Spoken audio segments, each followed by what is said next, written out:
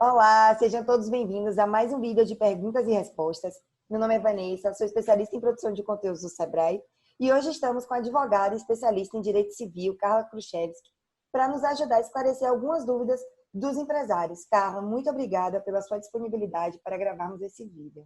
Oi, Vanessa, tudo bem? É muito bom estar aqui nesse momento para responder a diversas perguntas que vêm surgindo a respeito das novas medidas que dizem respeito às relações trabalhistas, né, medidas governamentais que foram definidas para estabelecer as relações trabalhistas nesse momento de crise, né? Sobretudo no que diz respeito à medida provisória 936, que vem gerando muitas dúvidas, a medida provisória 936, que foi publicada em 1º de abril do ano em curso. Então, diante da necessidade dos empresários, das dúvidas trazidas pelos empresários ao Sebrae, eu, como assessora da diretoria técnica, né, venho aqui tentar elucidar as dúvidas mais importantes ou, ao menos, dar alguma luz para que os empresários tenham um norte nesse momento, para que possam direcionar melhor as suas relações trabalhistas e preservar o emprego e a renda do país no momento. Estamos recebendo muitas dúvidas relacionadas a essa medida provisória 936. E diante de tantas fake news, né, de tantas informações falsas, é importante saber e ter acesso a informações confiáveis. Então, aproveitem, já se inscrevam aqui no canal do Sebrae Talks, ativem as notificações, porque todos os dias a gente tem postado atualizações sobre as informações disponibilizadas. Então, listamos as principais dúvidas aqui relacionadas à medida provisória e vamos começar, tá bom? Qual é a finalidade da medida provisória 936, editada pela Presidência da República em 1º de abril do ano em curso? Bom, o principal objetivo da medida provisória foi preservar o emprego e a renda no país nesse momento, né? Reduzir o impacto social da pandemia do Covid-19 nas relações trabalhistas e na renda, na percepção da renda no país, né? Sobretudo, tentar dar continuidade às atividades laborais e empresariais no Brasil. E quais são exatamente essas medidas para alcançar os objetivos? Basicamente, a gente tem 3 medidas importantes, muito importantes, que é justamente sobre o que versa a medida provisória 936. Tá? Inicialmente, o governo tomou uma medida que impacta ao próprio governo federal, que é a implementação do pagamento do benefício emergencial de preservação do emprego e da renda. O que é que isso significa? O próprio governo federal vai assumir uma parcela do pagamento dos salários mediante as medidas que podem ser tomadas pelo empregador nesse momento, para reduzir o custo fixo, né, que eles têm na folha de salário, certo? Então, quais são essas 2 medidas? O governo federal assume um benefício emergencial de preservação do emprego e o empresário pode tomar 2 medidas para fim de reduzir e possibilitar a manutenção do emprego, reduzir os custos da empresa e possibilitar a manutenção do emprego e da renda. Quais são? Redução do valor do salário, de modo proporcional à redução das horas trabalhadas.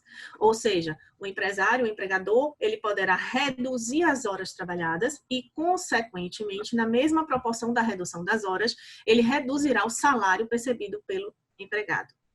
E a outra medida seria a suspensão temporária do contrato de trabalho. E uma dúvida assim, que eu fiquei, e eu que acredito que muitos empresários tenham ficado também, afinal, o que é o benefício emergencial de preservação do emprego e da renda?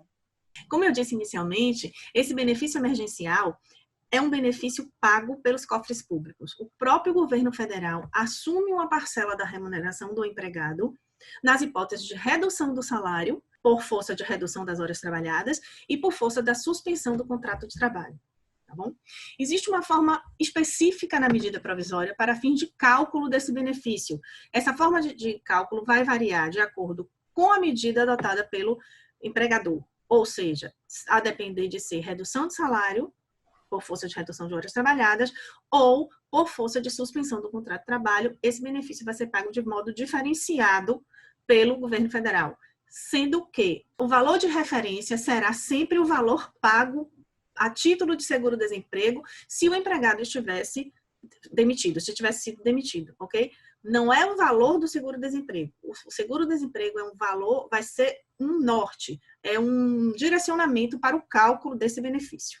Em ambos os casos, existe uma forma específica de proceder para que o empregado possibilite ao empregado o benefício, tá? A aferição do benefício. Em 10 dias, a medida provisória estabelece que em 10 dias corridos da data da celebração do acordo, o empregador tem que comunicar ao Ministério da Economia a efetivação desse acordo, ok? Então, essa comunicação pode ser feita por e-mail, por carta?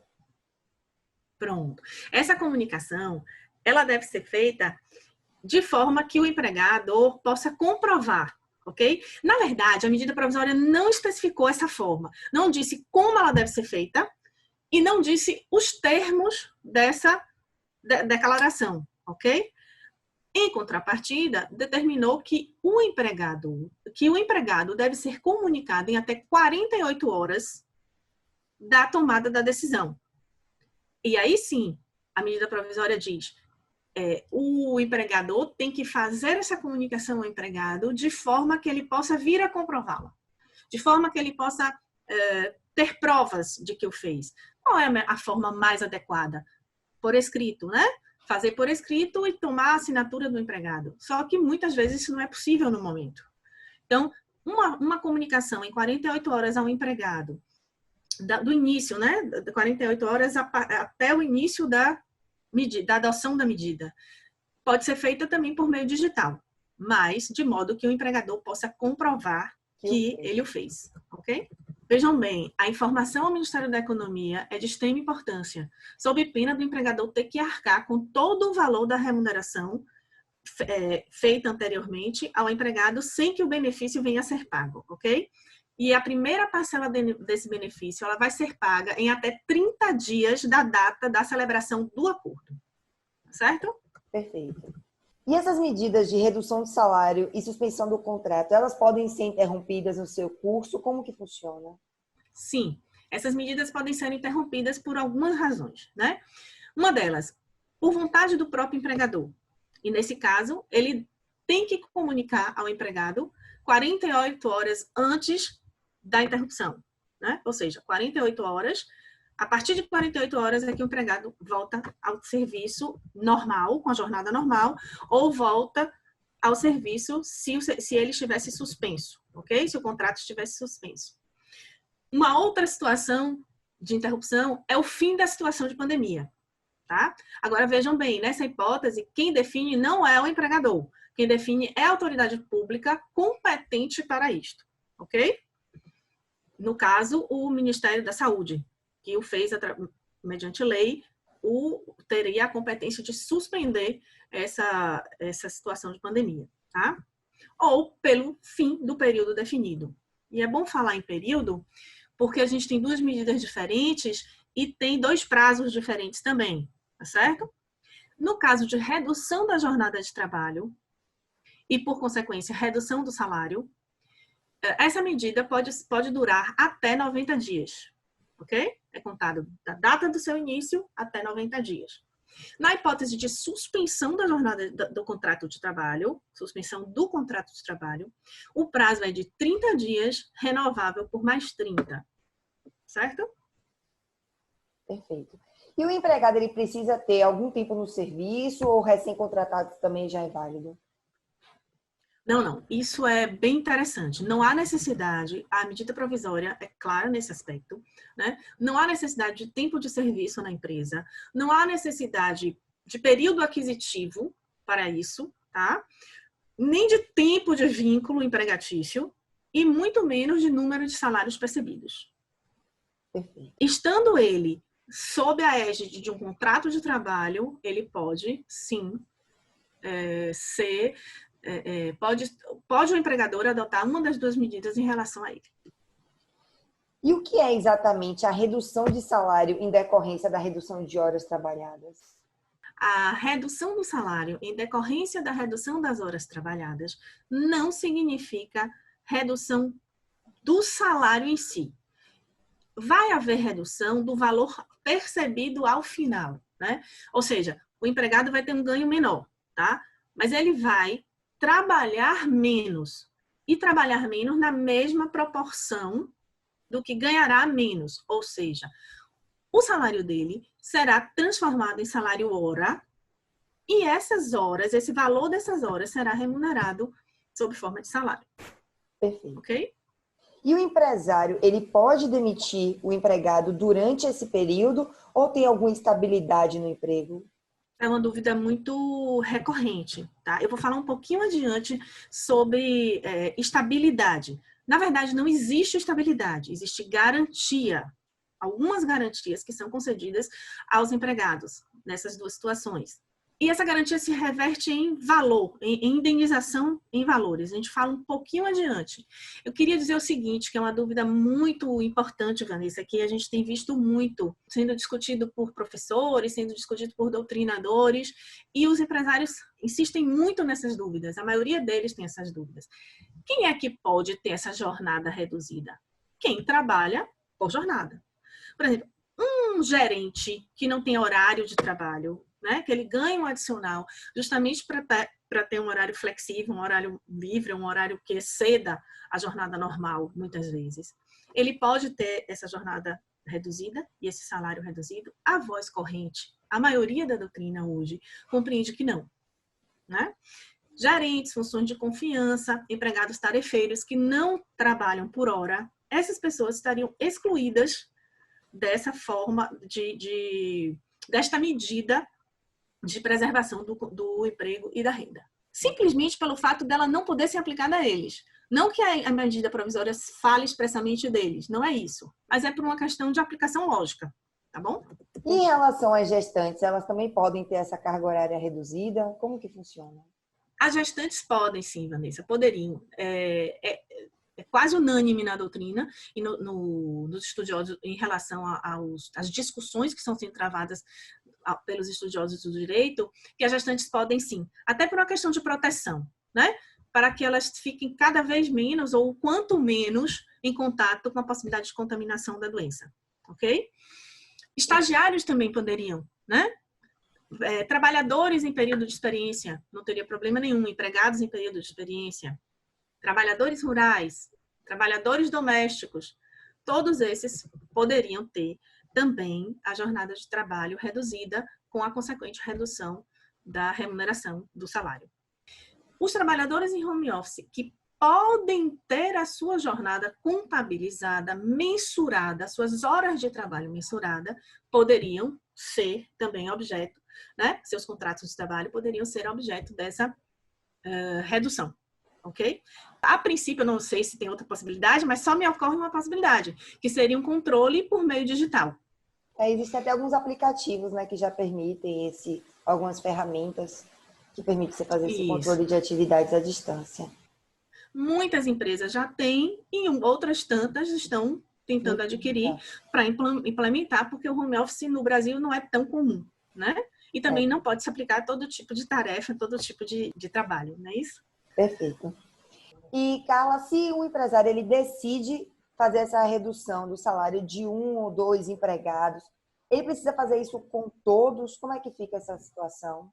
Não há necessidade, não há nada que tenha sido dito na medida provisória a respeito dessa escolha, né, dentro do funcionamento da empresa.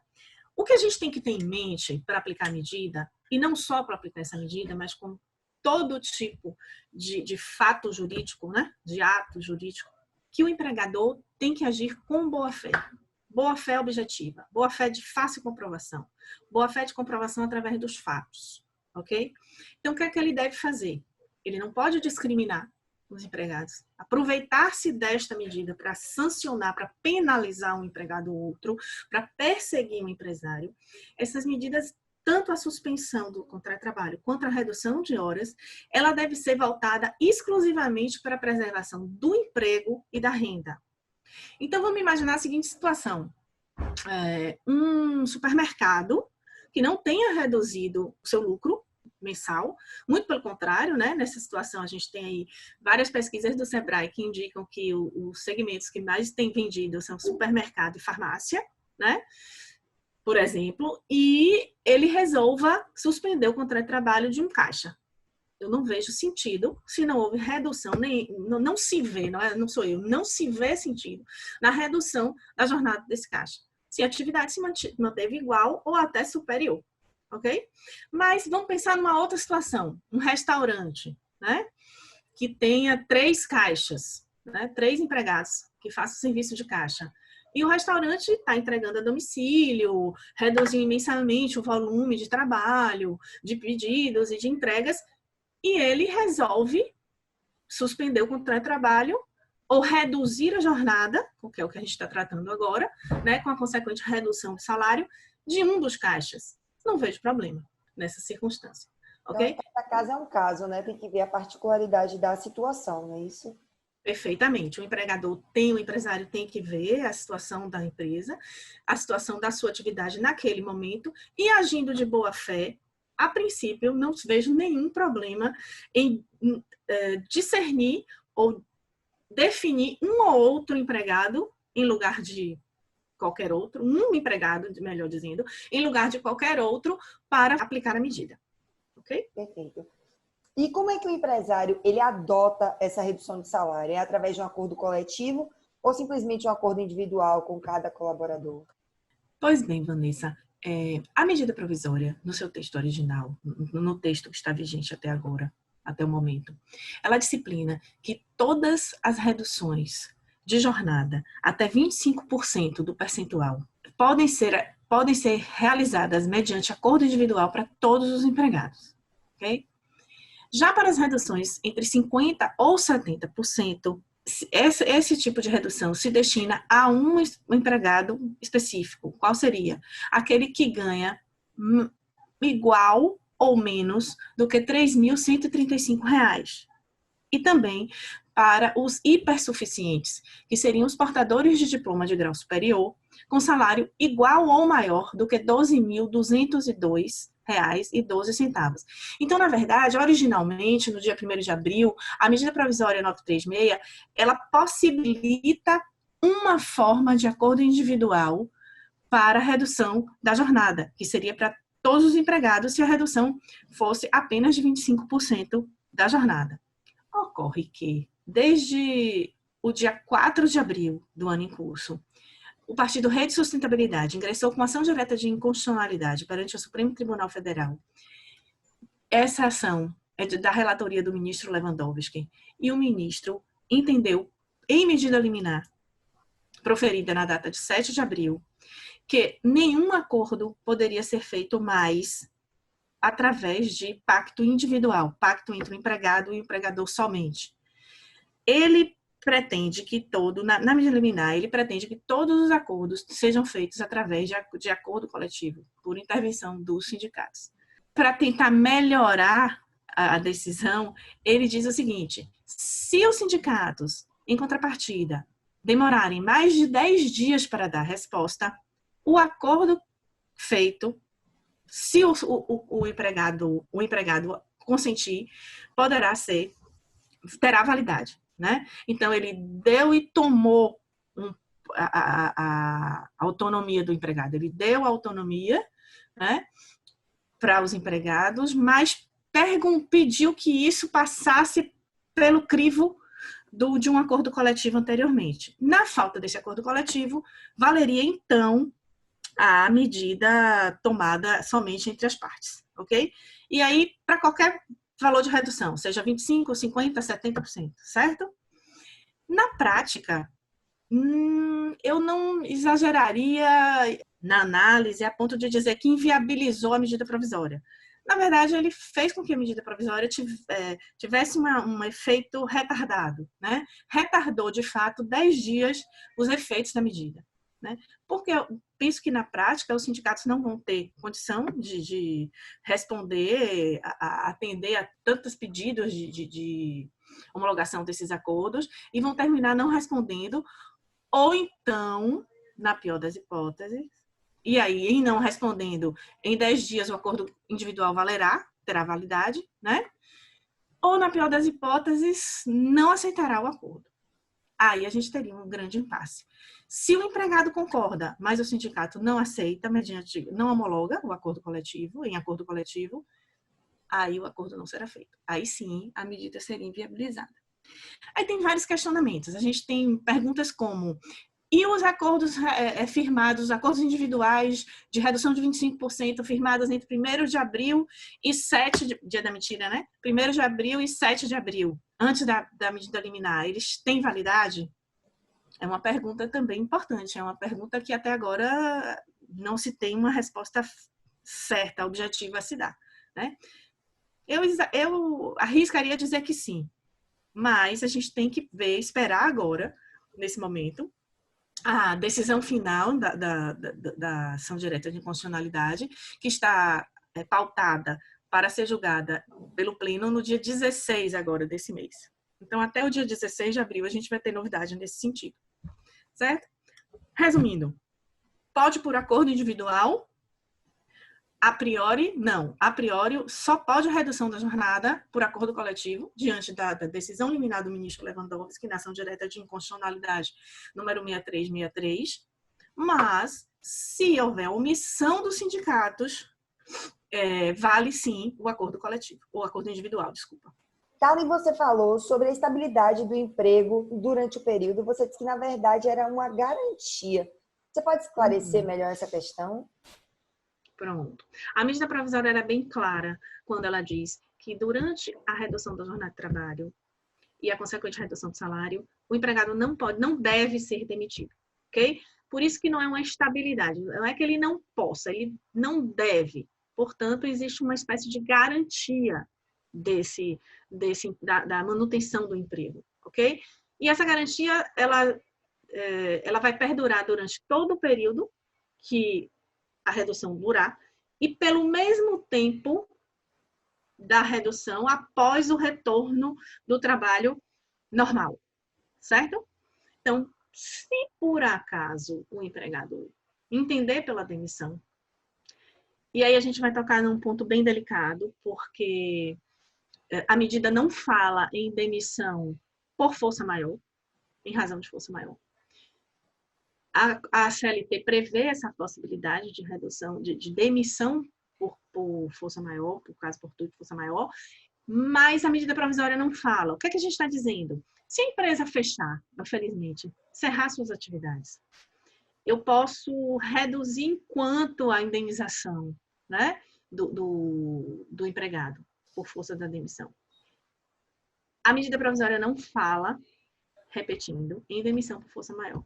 A medida provisória fala em dispensa sem justa causa nessas hipóteses. Ou seja, seria uma despedida normal, como outra qualquer, sendo devidas verbas rescisórias e com previsão de uma multa se o empregador entender por demitir durante o período que durar a aplicação da medida e pelo mesmo prazo subsequente, pelo mesmo prazo depois que voltar a relação de trabalho normal, a relação de emprego, a relação do contrato, o contrato voltar ao normal.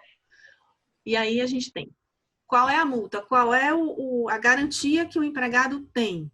A garantia que ele tem é que o empregador irá remunerar, além das verbas rescisórias normais, pagará uma multa, né, de 50% do salário, se essa redução da jornada tiver sido igual ou superior a 25% e inferior a 50%. Em contrapartida, pagará 75% do salário dele, se a redução da jornada de trabalho tiver sido de 50%, né, superior a 50% e inferior a 70%. E pagará 100% do salário se a redução da jornada tiver sido em percentual superior a 70%. Ok? Ok. Isto seria, o pagamento dessa multa seria a garantia que o empregado tem durante o período que durar a jornada e durante o período mesmo período idêntico em que durou a jornada depois do retorno do contrato de trabalho normal, retorno normal do contrato de trabalho. Ok? Ok. Estávamos falando sobre redução da carga horária, da carga de remuneração, do valor da remuneração. Em relação à suspensão do trabalho, o que seria essa suspensão? Por quanto tempo o empregador ele pode suspender o contrato de trabalho com os empregados? Como o nome já diz, seria justamente a interrupção do contrato durante esse período. O empregado não trabalha e não percebe salário, ok? A duração dessa medida é inferior à medida anterior que estávamos tratando. Ela pode durar no máximo 60 dias. O que acontece nesse período? Na hipótese das pequenas e médias empresas, aquelas empresas que no ano calendário de 2019 tiveram um faturamento inferior a R$ 4.800.000, elas podem suspender o contrato de trabalho sem qualquer ônus. Esse é um benefício que foi concedido às pequenas empresas. A gente tem que lembrar que as condições da informação para o Ministério da Economia, da notificação ao empregado, são idênticas, né? Na hipótese de redução de jornada de trabalho, 48 horas para o empregado, até 10 dias do início da medida para o Ministério da Economia, sob pena de ter que remunerar o empregado de forma idêntica como era antes, não é isso? Para que ele possa receber o benefício emergencial de preservação do emprego e da renda. E saber que a medida fala no pagamento de um benefício compensatório. Esse benefício compensatório é facultativo. Por ter natureza indenizatória, ele não integra a base de cálculo do imposto de renda e da pessoa física do empregado, ok? Não integra a base de cálculo da contribuição previdenciária e dos demais tributos incidentes sobre a folha de salário, que eventualmente sejam devidos pela empresa.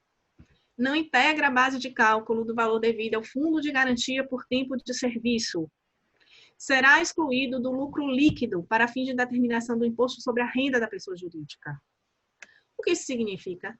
São medidas adotadas pela medida provisória para facilitar, para propiciar que o empregador opte pelo pagamento desse benefício a fim de manter a renda do empregado, ok? Lembrando que as pequenas e médias empresas não são obrigadas a pagar nada em pena a suspensão do contrato de trabalho estabelecida. Carla, mais uma pergunta. E o empregado que tem o contrato suspenso tem direito ao benefício emergencial pago pelo governo federal? Sim, sim. Também na hipótese de suspensão do contrato de trabalho, vai haver o pagamento do benefício emergencial da preservação do emprego, né, que a gente chama de BEP. Tá? O BEP também será devido, só que é calculado de forma diversa do que acontece com a suspensão. Aqui ele terá direito a 70% ou 100% do que ele receberia a título de seguro-desemprego. E no caso da suspensão do contrato de trabalho, ele terá direito a alguma garantia, estabilidade? Tem algo previsto nesse sentido? Sim, também aqui, né, a gente não pode falar em estabilidade, mas existe a previsão de uma garantia, sim, né, que se durante o período da suspensão e do período subsequente, igual ao da suspensão, quando ele retornar ao contrato, durante esse mesmo tempo que ficou suspenso o contrato, ele tem, o empregador, se o demitir, pagará multa também, na hipótese de demissão. Mas lembrem-se que seria uma demissão sem justa causa. Pagamento de verbas rescisórias de forma normal, né? Só que com o acréscimo desta multa, dessa espécie de multa, equivalente aos meses que ele deixou de ter a garantia no emprego, ok? E ainda em relação à suspensão do contrato, quais são os colaboradores que podem ter esse contrato suspenso? Também aqui na hipótese de suspensão, existe possibilidade de aplicação da medida a trabalhadores domésticos, trabalhadores rurais, gestantes, estagiários, né? É bem semelhante ao que a gente disse lá acerca de redução da jornada do contrato de trabalho, tá bom? Bem semelhante. Na verdade, é idêntico, são as mesmas...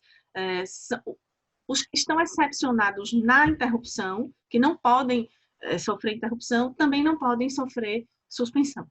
E o empresário, ele pode aplicar a suspensão e a redução de salário ao mesmo tempo? Tem alguma coisa prevista em relação a isso? Sim, muito boa pergunta. Pode, inclusive é uma medida interessante, né? Pode ser que ele precise aplicar as duas medidas, tanto em relação a um funcionário, como uma das duas medidas para uma parte da equipe dele, de trabalhadores, e uma outra parte, a outra medida. Ou então, para um único funcionário, as duas medidas ao mesmo tempo, ou melhor, as duas medidas sucessivamente. Ao mesmo tempo seria impossível, mas sucessivamente, certo? Aí a medida provisória estabelece que o prazo limite para a aplicação das duas medidas é de 60 dias. Se ele optar por aplicar as duas medidas no mesmo contrato de trabalho em relação ao mesmo empregado, ele só pode fazê-lo por um prazo máximo de 60 dias. Outra coisa, como eu disse antes, ele pode escolher para uma parte da equipe suspensão, para uma outra parte da equipe redução da jornada, ok? Sem problema nenhum. Também, nas hipóteses de suspensão do contrato de trabalho, a medida provisória estipulou hipóteses de possibilidade de realização da suspensão através de acordo individual, que são para os empregados que recebem até igual ou menos de que R$ 3.135, ou portadores de diplomas de grau superior que recebam acima de R$ 12.202,12, inclusive. Tá? Mas, da mesma forma, a liminar na ação direta de inconstitucionalidade, na liminar, o ministro entendeu que, nos casos de suspensão, também deveria haver um assentimento, um crivo, né, dos sindicatos, e que deveria se passar todas as hipóteses de suspensão por acordo coletivo. Então, aconteceu idêntico da mesma forma que na redução de jornada, a necessidade de intervenção dos sindicatos vai se dar também aqui, nas hipóteses de suspensão, em qualquer hipótese de suspensão, certo? Repito, reduziu a eficácia, suspendeu a vigência da medida provisória? Não. No meu entendimento, no entendimento dos estudiosos no momento, isso postergou a possibilidade, né, de aplicação das medidas de preservação do emprego e da renda, mas, de fato, ainda não inviabilizou, mesmo porque, repetindo também, no dia 16, agora, nós vamos ter a decisão final para o julgamento da ação direta de inconstitucionalidade, que imagina-se, né, que não será das piores, né? A priori, como houve antecipação da decisão, essa decisão estava marcada inicialmente para o dia 24, mas antecipou-se para o dia 26, ou para o dia 16, a reunião do Pleno. Então, há especulações fortes dentro do Supremo e no ambiente jurídico de que vai se discordar do ministro nesse sentido, e que talvez se viabilize uma possibilidade de facilitar mais os acordos individuais e dar mais celeridade e mais eficácia, eficiência às medidas de redução de preservação da renda e do emprego, ok? Mas, por enquanto, é o que temos, né? Até o dia 16 é o que temos. Carla, muito obrigada pela sua contribuição. Eu espero que as dicas ajudem os nossos empresários e estamos à disposição para responder quaisquer outras perguntas. Então, se você ficou com alguma dúvida, pode deixar aqui nos comentários, que a gente está gravando uma série de vídeos para responder suas dúvidas. E estamos todos juntos nessa missão, nenhuma empresa menos. Vamos existir juntos. E para vocês continuarem acompanhando novos conteúdos diários, se inscrevam aqui no canal do Sebrae Talks e ativem as notificações. Muito obrigada. Gente, obrigada. É muito bom estar aqui, né? É importante, eu reputo que esse momento é um momento muito importante para o pequeno negócio. Essas dúvidas são corriqueiras. Imaginem que podem surgir dúvidas ainda muito maiores do que essa, na medida que a aplicação for sendo, né, utilizada, que os empresários forem utilizando dessas medidas. E a gente está aqui, Vanessa. Eu estou aqui aberta, porque eu souber responder o que eu puder responder. Eu estou aqui à sua disposição para fazer isso e para ajudar o pequeno negócio nesse momento. Obrigada, até mais.